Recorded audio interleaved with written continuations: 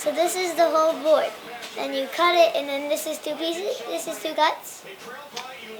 No, you cut it once. There's 2 pieces. Then you cut it again. And there's 3 pieces. 3 times 6. Well, that would tell us how many pieces there are. So 3 times 6 is what?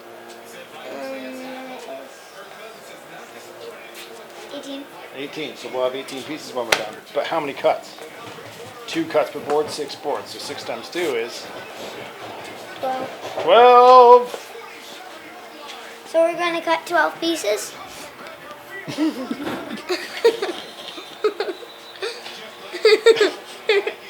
Should we start over? No. Okay.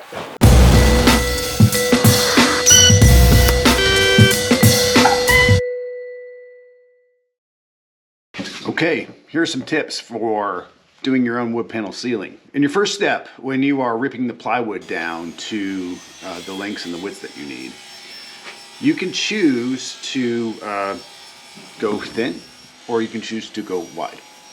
I went with 16-inch wide strips because I thought they would be easier to handle. I would be lifting most of these with my hands, and I wouldn't be using something like a drywall lift jack. In hindsight, I probably could have gone to 24 inches, and the reason why you might want to do that is because it's less trim boards to cut. So with 16-inch widths, I then have a horizontal trim piece every 16 inches where I could have reduced the number of them by going wider. So consider that for yourself. You could even maybe, depending on how brave you are and you know how you're lifting the wood, you could go to 4 foot by 4 foot panels if you just rip all of your 4 by 8 sheets of plywood in half. So consider that for when you're doing your project. Now, when you're cutting them to standard lengths in the second step, now you've ripped your boards down, you've got them down to the widths that you want, and now you're going to start cutting them to length. Now think about your ceiling and what you're attaching them to. In my case, I'm just nailing them right to the rafters, and my rafters are spaced 16-inch on center. So what I tried to do, and I wasn't able to do this in all locations, but I tried to get it down to pretty much standard lengths. I had 32-inch long panels and I had 48-inch long panels, and that way I could stagger them long, short, long, short, long, short, and then I would end up with a seam along, you know, a staggered edge seam that was alternating with every course. What that ended up doing between like a 32-inch and a 48-inch was that I would have a 16-inch kind of, you know, my trim would then have like a 16-inch space on that end. You could go longer, you could go another 16 inches beyond that. Whatever the spacing is for your rafters, or whatever you're nailing it to, is what's going to determine that. Now you can get really creative and you can try to make everything exactly symmetrical. If everything is 48 inches, it doesn't matter if you stagger your seams. You could just have all your seams line up. You don't really care because you're covering up with trim anyway. So you could try to make it all looking symmetrical. I didn't really try to do that because I didn't really pay any attention to that. I was just wanting to make a panel ceiling and I didn't care if it looked asymmetrical or not. That's up to you. Like I said, in step 3, when you're nailing them to the ceiling, you can stagger your edges, or you can make them all line up, and that's fine because you're just going to cover them up with trim. If you make them all line up, you're going to have a symmetrical pattern. If you stagger them, you're going to have asymmetrical patterns. So just think about how you want to do that. You might even want to sort of draw it out before you do it. For the 4th tip, if your ceiling is high, consider renting a drywall jack. That's going to really help you support the pieces. There's nothing more frustrating than when you're trying to nail something and you're like out of nails or something and you're holding it up with one hand and you're trying to do it with trying to do the nailer with the other hand. Drywall jack would help you do that, and that's going to be particularly helpful if you have high ceilings. In my case, my ceilings are low, so I really didn't have any issues with that. So in the 4th step, when you start cutting your trim pieces, there's a couple of things that you could do here to maybe save some money. One of them is maybe you just got to run the prices at your local store, but you could buy wide boards and rip them down. In my case, I was going with 2-inch wide boards because some of the boards I had in my scrap stock were 2 inches wide, so I just ripped everything to that. If you go with a standard dimension, like 1.5 inch, you know, 1x2, then you might be able to save money that way because you're not going to have any waste. In my case, I used the waste trim pieces to fill gaps and do little accents and stuff here and there. So I was able to use most of the wood that I was cutting down. Another tip is if you've got scrap, rip down your scrap and use it as trim boards. If you're going to paint over it, you don't really care what the wood species is. So you can just take your scrap and use up whatever you got and nail it to the ceiling, and then if you're going to paint over it, you'll never notice the fact that some of the wood species are different. So in your 5th step, once you've got the panels all nailed to the ceiling, you're going to have a little bit of waviness, especially if you're using something as thin as what I was using. This is roughly 1/4 inch thick board. I think it was like 7mm, 8mm metric. So it's pretty thin, and so therefore it had a little bit of waviness. So you can go back over and you can look for overlaps and you can look for gaps. And after you've done finish nails, like, it's actually pretty forgiving. So what I did was I cut a little piece of wood, a little scrap wood with like a 45-degree bevel on it, and then I could use that to wedge in between panels and just tap it with a hammer. And by tapping it with a hammer, I was able to shove it back into place.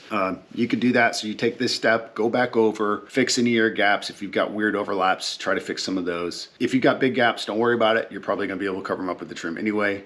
Just make sure that they're not too far out of alignment so that, you know, they're peeking out once you put your trim board up. This is step 6. So install your long trim courses first. So in my case, I did my long trim pieces vertically. In your case, you might do your long trim pieces horizontally. And in my case, my short pieces were the horizontal ones.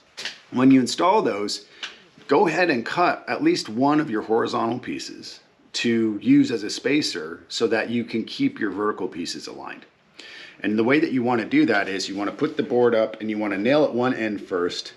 Make sure that that's the right width with your horizontal piece, that's the right offset. And then as you nail up, use the spacer piece. So let's do an example. So if this is my vertical board and I'm spacing it off the wall this much, I want to nail here, and then I want to move it up a little bit so that the board is still able to pivot. And then I'm going to nail up here, and then I'm going to keep going, and I'm going to nail as I go, and I'm going to use this board to continuously offset. If you're using a finish nailer, it's a little bit forgiving, so you can tap it a little bit out of the way. You can use this board to wedge it in there and make sure it's aligned. But that way, when you're done, you have even spacing all the way up. The worst thing that could happen is you've got a slight offset of your angle, and you'll see it. You know, especially as you start going in and cutting these, it's going to save you a lot of time, because all of these should be the same length. You don't want to have to go in and custom cut every single little piece. You're going to be sitting there, you know, dealing with wonky angles and all that. So then you install your short trim pieces, and like I said, if you've been careful with doing all of those the same length, you're going to do okay. I've got a couple tips here on how to get really nice flush, no gaps. One of the challenges with this is that it's a very tedious process. Each piece, if you want them to look really, really good, cut each one a little long and then just shave it down.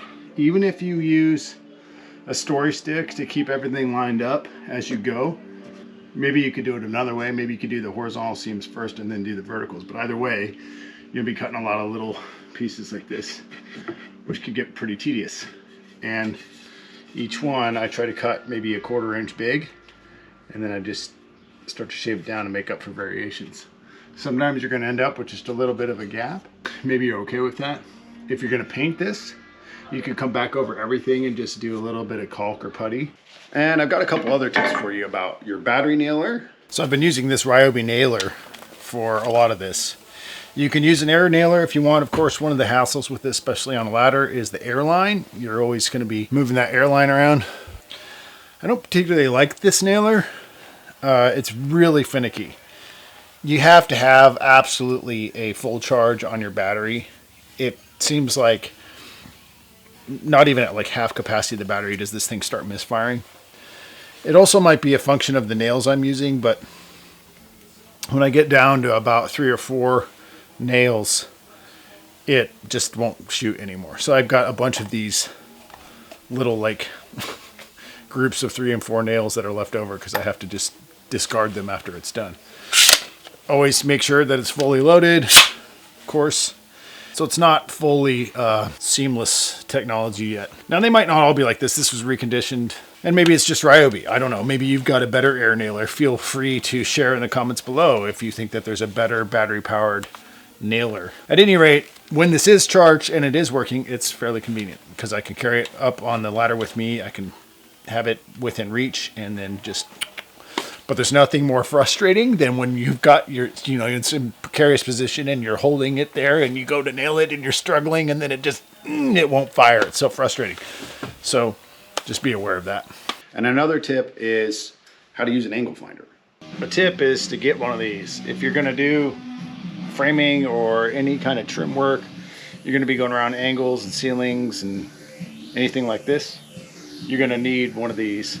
And this is just a super simple, cheap device. All it is you've got a little wing nut here and you can tighten and loosen, and once you get it set, you can set your angle for something. So like say here, if I just want to find this angle, now I know what my angle is for the ceiling on how it meets up to here. And so when I go down to cut my trim, I can cut my trim at that angle.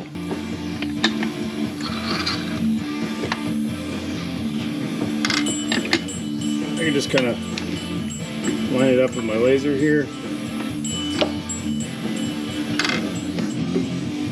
That's my angle, that's my trim angle.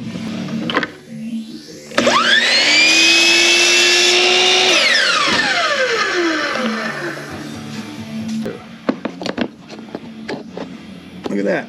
See? It's a perfect fit. This is Davey Neal with Solve Fix Build. Thanks for watching. Hey, you're awesome. You really hung in there, didn't you? If you want to see the next project, go ahead and subscribe and hit the notifications button. Hey, if you want to see any other types of projects, say so in the comments. I'd love to hear your feedback. And if you want to support the channel, it's super easy and it's free. Just hit that like button. The YouTube algorithm likes that. Thanks for watching. Stay rad and go start your next project.